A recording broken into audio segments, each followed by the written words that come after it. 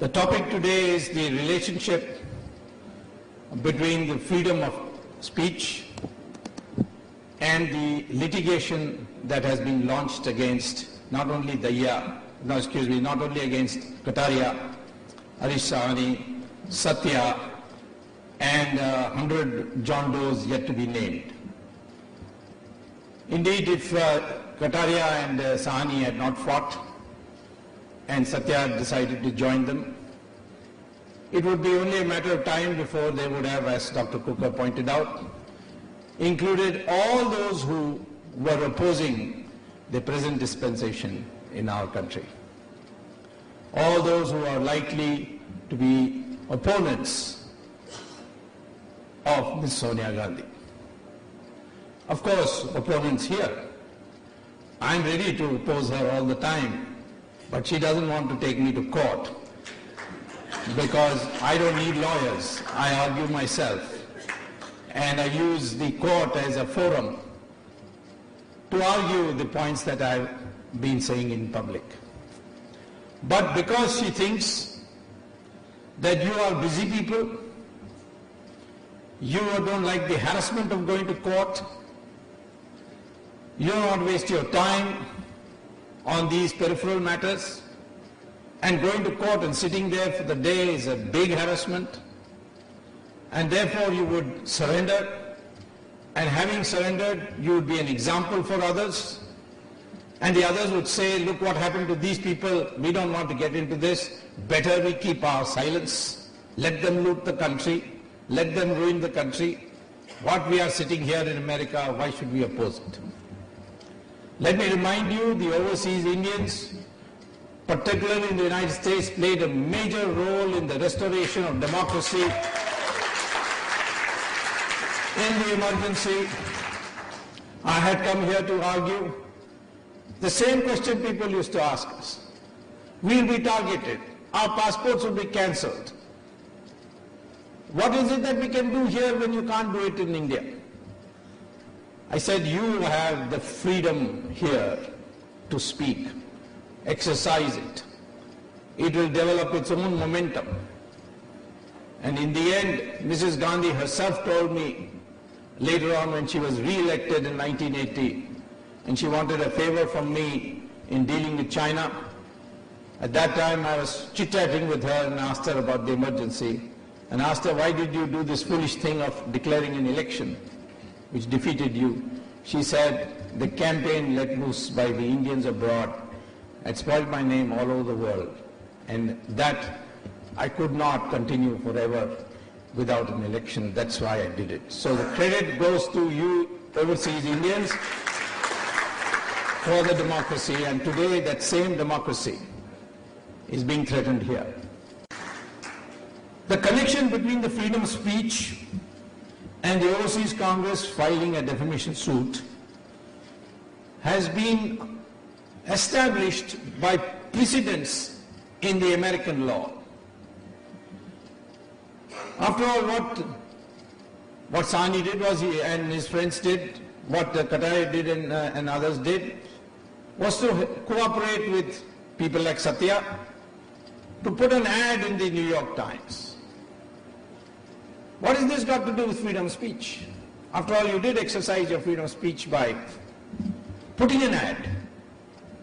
And now you're being made accountable for it. How does freedom of speech get threatened because somebody files a suit? A question can be asked. This precise question was raised in 1964 when the New York Times published an ad, like in this case, an ad about civil rights abuses in Alabama, and particularly targeting the police commissioner of the capital of Alabama. And that police commissioner went and filed a suit in the lower courts. And he claimed damages of $10 million. Those days, $10 million is probably more than $100 million today. The lower courts gave him the order, imposed the cost on New York Times of $10 million. They went and appealed to the state Supreme Court. State Supreme Court said, no, you have to pay. So they went to the Supreme Court finally and became the most classic and the most fundamental of cases called the New York Times versus the state of Alabama, the police commissioner of the state of Alabama. And this case is now laid the foundation for how to deal with defamation suits in the United States. In that, the Supreme Court said that publishing an advertisement against a public official is only defamatory if the public official first proves that what is stated there is false. First. Second, the public official also proves that the New York Times knew it was false and yet published it. And three, that despite the fact that the people, the defendants, knew it was false and yet in reckless disregard of the truth went and nevertheless published it. Now they asked the police commissioner, can you prove that? So therefore the case they set aside and said, go back to the court and start all over again and prove that the New York Times advertisement was false. This of course the police commissioner couldn't do. Subsequently, this New York Times standard, which is called actual malice, it is a technical term, but don't you confuse it with the dictionary meaning of malice. Actual malice means knowing something to be false, in utter disregard of the truth, nevertheless publishing it. That is called actual malice. New York Times, after the New York Times judgment, the Supreme Court in a number of cases has extended the concept of public official to public figure, basketball player, public figure, lawyer appearing in a public case, public figure. You can even slander a lawyer, provided you can show that the occasion was a public occasion. So a number of, it's been widened and widened and widened, and Sonia Gandhi comes in the category of a public figure without any doubt. And therefore, if this case has to be at all won, leave aside all the technical points very validly raised by Daya.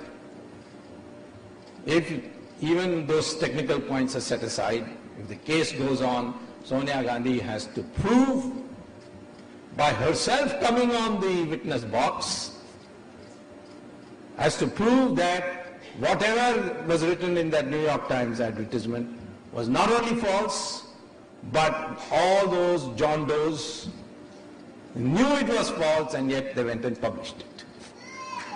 Can she prove it? This is what the New York Times said. At the pain of litigation, at the pain of being sued for what you speak, if public figures are allowed to go to court and sue for defamation, then it will have a chilling effect on public debate. And democracy runs on public debate. Why are they making a separate category for public officials? In the case of a private person, if he files for defamation, the other side has to prove. The onus is on the other side. If it is a public person, the onus comes on you. Why? Why this reversal of the burden of proof? The reversal is because a public person can call a press conference and say, this is a lie. I challenge the defendants to prove it. Sonia Gandhi could have held a press conference and challenged Mr. Kataria and his friends to prove, saying this is false because of the following reasons. All the things that are said there, I'll go over it in a minute, every one of them has been taken from written records, and the lawyers for Mr. Kataria and others have in their answer in their reply to their original petition, have indeed documented how they have taken it from public record, which has so far not been contradicted.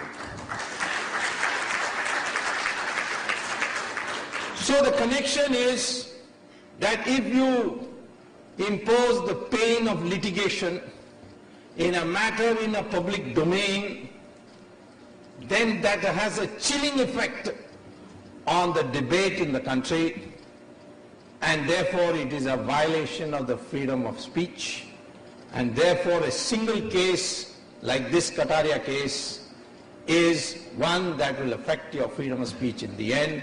It will let loose a feeling which will chill further incentive to debate and discuss. And that is why it is centrally related, and this topic that you have chosen today is the most appropriate topic. This is not a case of Mr. Kataria fighting and you are standing by him because you know him.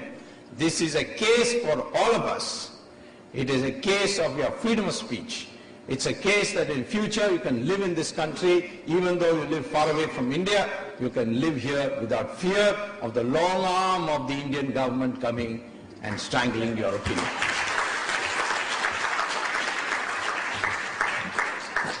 Now, I want to know, you may want to know what the charges are.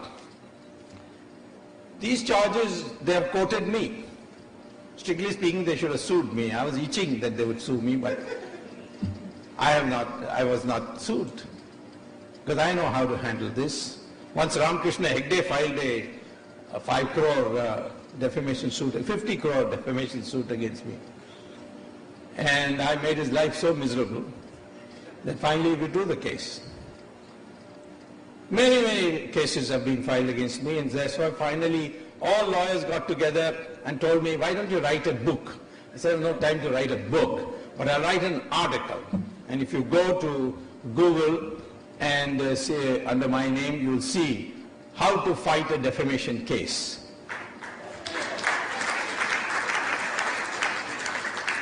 Against public figures today in the United States, it's impossible to be sued because the United States New York standard has made it impossible.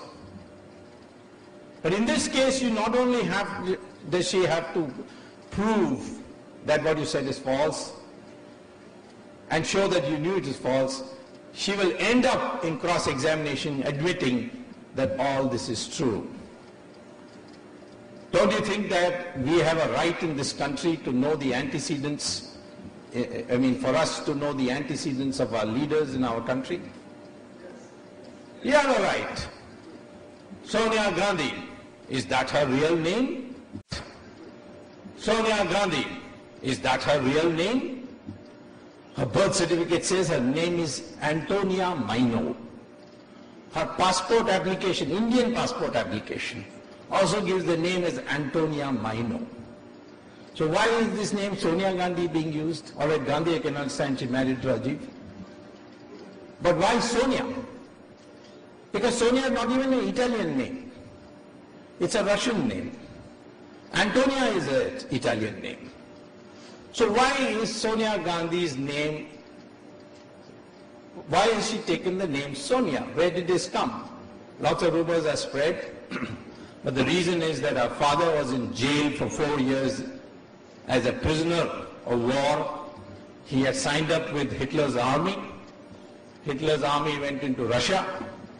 So in Vladimir, near St. Petersburg, he was taken prisoner and kept in jail for 4 years. But unlike in all other German soldiers, where Russians never released them before 20 years, in his case they released him in 4, which is taken to mean that he must have capitulated and agreed to become a member of the KGB, and that is why he was let off. So, therefore, he came back and changed, he gave the names of Russian names to all his children. Of course, there's one point which I don't want to really get into it because it's irrelevant, but I think I'll mention it. According to Sonia Gandhi's birth certificate, she was born on 9th December 1944. But at that time, her father was in jail in Russia. Now, unless like Jesus Christ, some mystery, some immaculate conception took place, I'm not able to explain how this is possible, that she claims her father is Stefano Maino, when her father was in jail at that time. That leads to another mystery.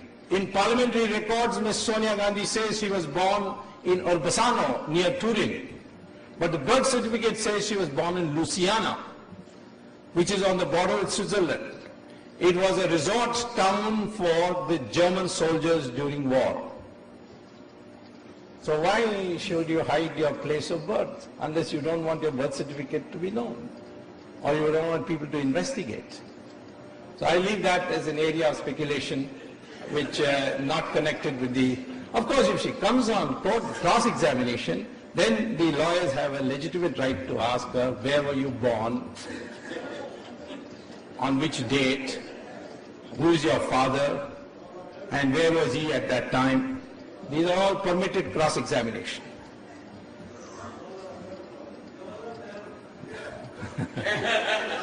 It seems to be a problem with the Nehru family.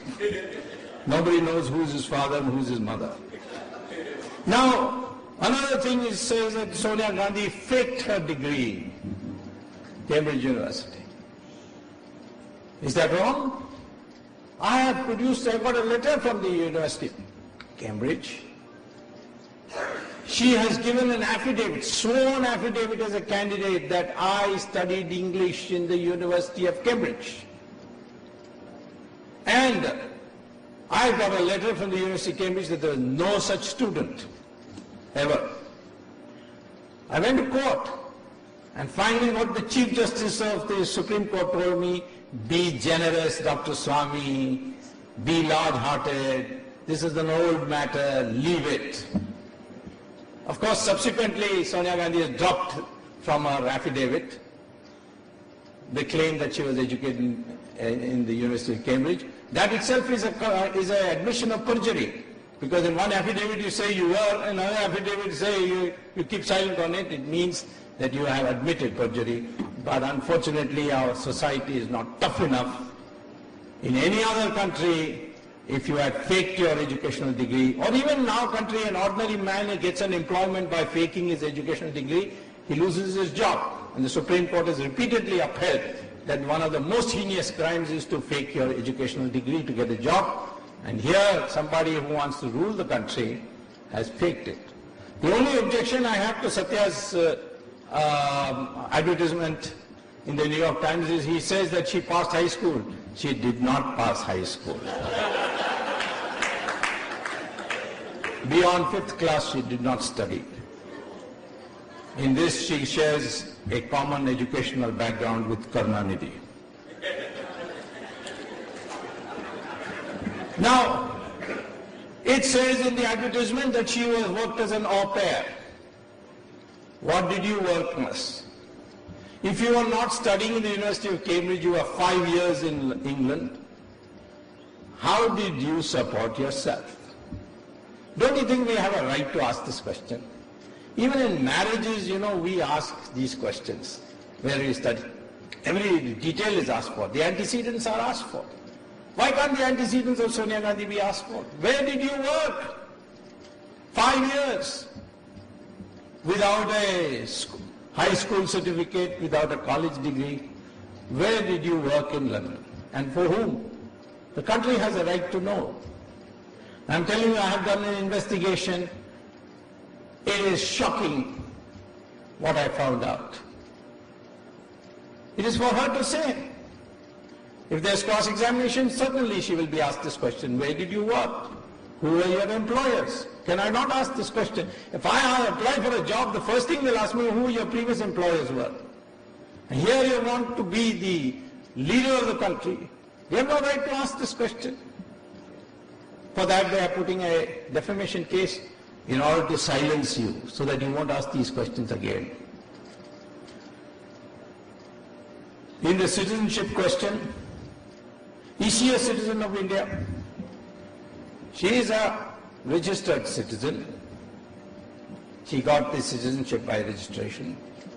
Of course, after almost 18 years, after being in India.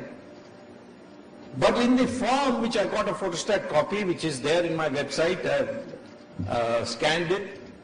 It says, have you renounced your citizenship of that is Italy?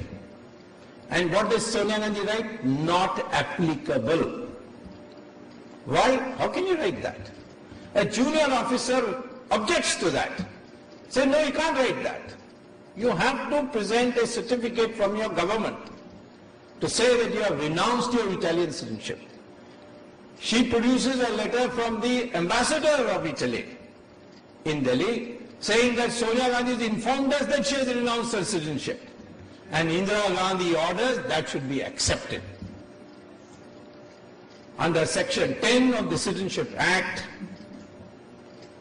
any irregularity found at any time in the citizenship forms filled out by the person is an offence and can lead to the cancellation of citizenship.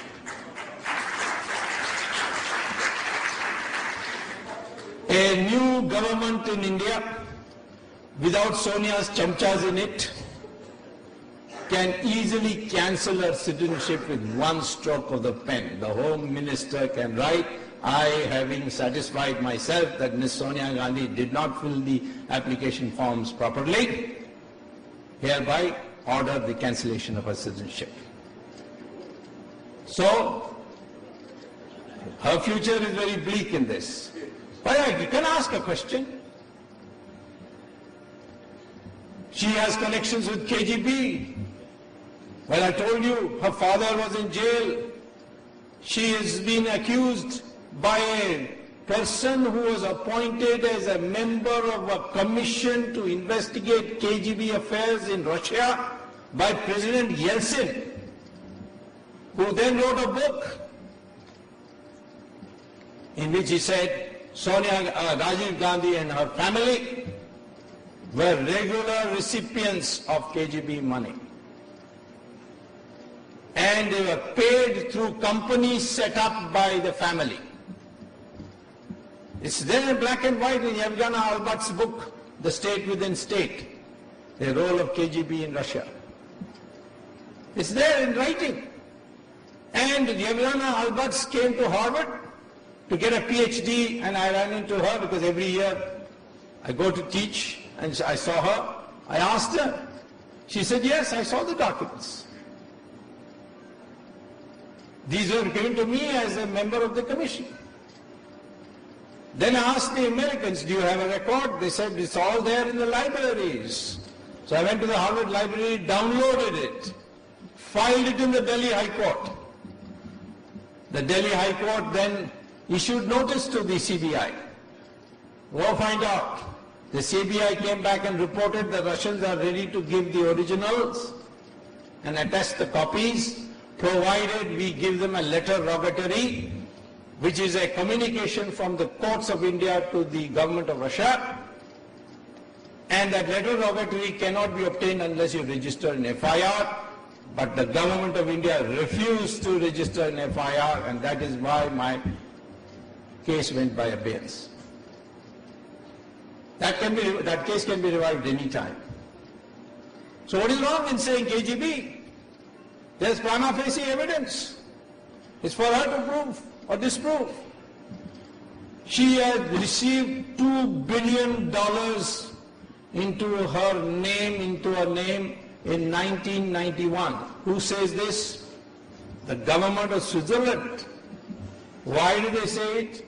Because the Americans put pressure on the Switzerland government to tell them about Marcos, Imelda Marcos and whatever that other Marcos' name was. Fidel. Ferdinand Marcos. Ferdinand Marcos.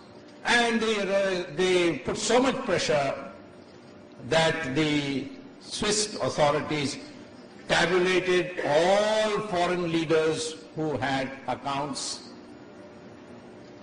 illegal accounts, and they put the photograph of Rajiv Gandhi in a magazine called Schwester Illustrated. Schwester is another name for Switzerland in German. And that has in it a caption under Rajiv Gandhi's photo. He and his family owned $2 billion November 1991. And who was the beneficiary of Rajiv Gandhi's death?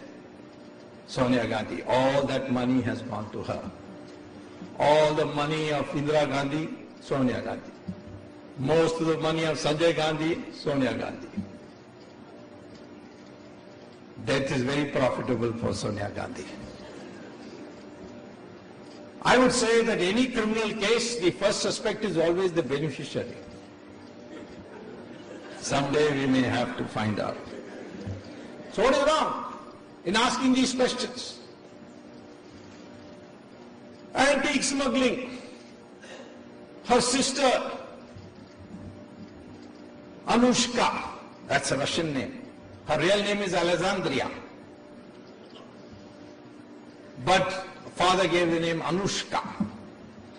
She has two shops in Italy.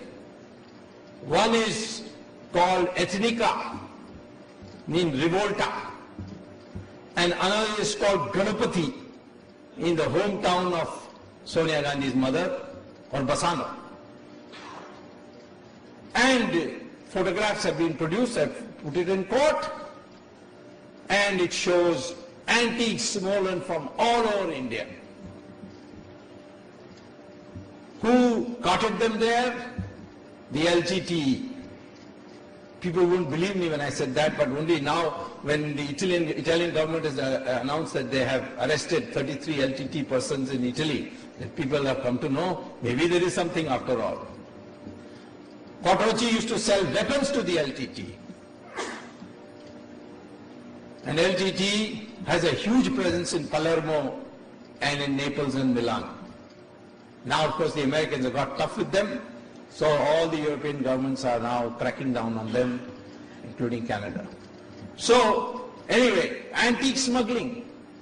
Why should the sister of Sonia Gandhi have an antique shop in the first place of Indian antiques? So that these are smuggled, they will be kept in the shop, then they will prepare bogus bills and take it to London and auction it with Sotheby's and Christie's. This racket also I documented, court was convinced, issued notice to the CBI. CBI went to Italy, Italy wrote back, give us a letter rogatory. Need an FIR for that. The government of India said no. We will not register an FIR. The matter is there. No further.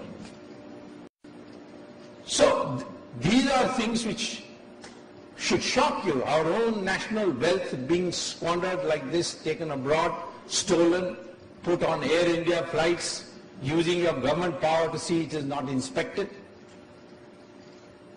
These are the things you brought, that this is a bogus Gandhi, she's not a real Gandhi. I have only one dispute, by the way, with all these websites about the legitimacy of the parentage of various Nehrus and Gandhis. Rajiv Gandhi was not son of some Firoz Khan, as all these websites are putting out. He's the grandson of, or rather Firoz Gandhi was the son of a well-known lawyer of Allahabad called Kakkad. And Kakkad was also mayor of Allahabad, and once he defeated Jawaharlal Nehru in an election. So, of course, parentage has never been a strong point of the Nehrus, so we won't go into that and get into a lot of complications. Similarly, the question of Rahul Gandhi. Why is he registered as Rahul Vinci, R-A-U-L-V-I-N-C-I, in some rock and roll Rollins College in Orlando or some place like that, which is a Christian missionary college? Why didn't he register himself as Rahul Gandhi? Why is it that he claims he's got an MPhil? Not there as a student also. Then his name is not there in the exam, in the registrar's office of those who have taken exam. For the year he has mentioned, 95. So how did he claim his MPhil? He first originally came, he went to Harvard. Yes, he went to Harvard in the sense that when Rajiv Gandhi is Prime Minister, Hindujas gave $11 million to the Harvard Medical School, and on donors' quota. He entered, Harvard has this quota, but then once you enter, then you have to compete. In 3 months, Harvard said, I don't think you really belong here. So he dropped out. So now he doesn't use the word Harvard. Unfortunately for him, someone like me is in politics in India who has long-standing connections with Harvard. Why you tell lies like this? Because in our country we respect education. We respect the Pandit. So you tell a lie about your education. All of us work so hard to pass examinations, get a degree. These guys don't do anything and they put themselves a degree in front. Is Rahul a citizen of India? Well, he was born in India. But then the Italian law says that if your mother is an Italian citizen at the time of your birth, which is 1970, which time Sonia Gandhi was a citizen, then you automatically become a citizen of Italy. And the law in India says you cannot be a citizen of India unless you renounce the citizenship of another country. Rahul Gandhi has never renounced that citizenship because you are required by law to declare and give a certificate from the Italian government, I have renounced my citizenship. In fact, he uses an Italian passport in the name of Rahul Vinci. Any time tomorrow a government comes to power which is doesn't have their sycophants in that government, or those who are blackmailed by them in the government, then you will see Rahul Gandhi also, you can send him off saying, you are not a citizen of India. One of the things that they have secretly kept, which I have fortunately got now, Rahul Gandhi had gone and got admission in St. Stephen's College on 2 grounds. A, he was a Christian in record, and B, he was a marksman rifle shooter. So on the sportsman quota he was given admission, not on grades. But he failed there because he couldn't pass the Hindi exam. And he is representing the state of Uttar Pradesh today. This is the person who needs to be shown that he has nothing to do with Gandhi. Gandhi was a man who became barrister, made a name as a lawyer in South Africa, gave it all up for the country. And you come with using that name. The Indians have a right to say you are an imposter, you don't belong here.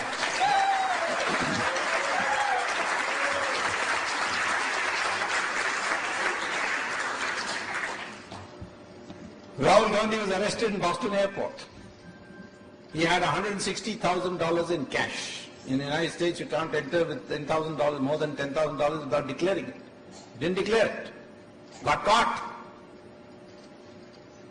He had with him a friend by name Veronique Cartelli, citizen, passport holder of Spain, father Colombian.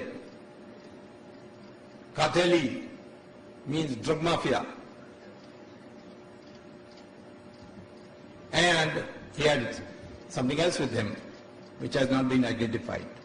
The FBI arrested him. 27th September 2001. They said the SPG, which they have, this, like the royal family, all the families, including their dogs, get SPG cover. So the SPG said, no, he's the son of the former Prime Minister. The FBI said, we don't care. Broken the law. 9 hours they kept him. The government of India intervened. Condoleezza Rice was told this would affect the Indo-US relationship. And then the FBI was told, let him go. The FBI registered an FIR, the equivalent of an FIR. I don't know what they call it here, criminal case or whatever. And then said, whenever you want, we can call you, but you can go. So they let him off to go back. I wrote, my friends here filed a Right to Information or Freedom of Information Act application with the FBI. FBI said, we'll give you these records, provided you get a no objection certificate from Rahul Gandhi because it's personal to him. That's the law. So I wrote a letter to Rahul Gandhi. If you have nothing to hide, give us the permission. He never replied. But everybody knows this is in record. There's nothing to hide here. $160,000 in cash. How do you carry so much cash and what for? The only thing to be Indians have a right to know whether Rahul Gandhi is married or not. In his house in Tughlaq Road, Tughlaq Lane, there is a foreign woman there. Her name is Veronique Kartheli. Is he married to her or not married to her? Or is he living with her? Can you not make that public? What will people of India think? Rajiv Gandhi's wife foreigner, Rahul Gandhi's wife foreigner. Can they not find Indian girls at all? And what about the antecedents of this Veronique? The daughter of drug mafia? So we need to know. These are things we need to know. Even in marriages, I said, we find out these things. The advantage of an Indian is, I can go to my village and find out, to the village of the person and find out everything about him. I meet so many people say, oh, I'm from Madurai, I know you are from Mullipalam village and you know you are living in you have a house in Agraharam street, everything. Everybody knows about everything. You can trace people. But when you are a foreigner, you have to be doubly careful. You have to be doubly watchful. In this case, Qatar is going to win. Qatar and friends are going to win hands down. There's no doubt about it. There's no case. Half the reason is Daya is given to you. What is the locus standi? How can somebody file on basis of somebody else? But there is also this active malice. Prove it. You can't prove it. The basis is there. I am in fact telling Kataria, please don't get it dismissed. Make her come as a witness and I will help you. But it may not be possible because the judges also say, why should we waste time? Yes, perhaps it's possible. I don't know in American law, but in Indian law and British law, if you file a $100 million suit and it turns out to be vexatious, turns out to be without basis, then certainly 10 million you will get. $10 million as cost. American law is a little more complicated, but still it was worth examining.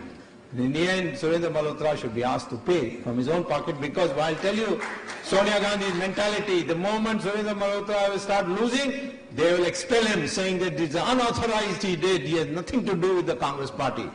They will dissociate themselves.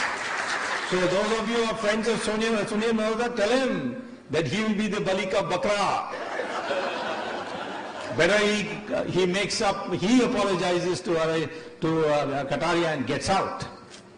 But Kataria has to fight, Sahani has to fight, Satya has to fight. That means going to court, hiring lawyers. They have hired very first-class lawyers, really good lawyers, Kornstein and company, very good people, very committed, very well read. Many of them have got Harvard law degrees. And I was impressed because I met them. They invited me as a consultant and I had a session with them. But they cost money. They are not going to do it free. They'll cost money. If these people actually fight it out, there will be an appeal. They'll go all the way to Supreme Court. There will be a big budget. So this is your fight. And therefore when you start donating, donate liberally. Because this is a fight to the finish. You establish this time that you cannot file such cases. Never again such cases will be filed by anybody. This will be the outcome. Just as I have proved in India that after Ramakrishna Hegde had to humiliate himself by withdrawing the case, since then nobody is daring to file cases even though I make statements. Of course I never make irresponsible statements. I back them with data. You have to establish these lampposts. After the New York Times standard, nobody dares to file cases against the media in this country because they know that the New York Times standard is there in the background. Same way, this time also, if this happens, the people in India will know that through the Consul General and through the ambassador and through by using their levers, they cannot blackmail the Indian community into submission. And this will be, therefore, a fight for liberation. And this fight you must fight with all that you can spare. Back them.